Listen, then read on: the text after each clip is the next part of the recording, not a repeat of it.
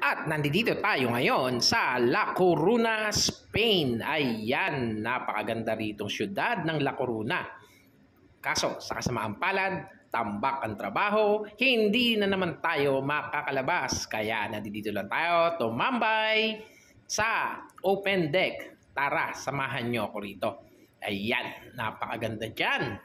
At napakaaliwalas ng panahon ngayon. Malamig pero tirik ang araw. At perfect na perfect para sa mga maglalakwatsa. At kami, ito, kasama ko si Boss Maxi, nagpapalit ng injector ng makina. Ayan. Minamadali ko para makatapos agad, para maging makapagpahinga ng maaga.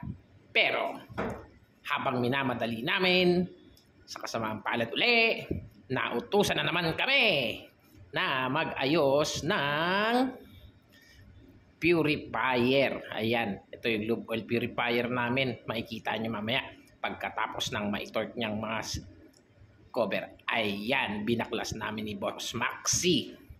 Napakaswerte talaga ng mga nakapaglakwatsa sa labas. Kami nagtatrabaho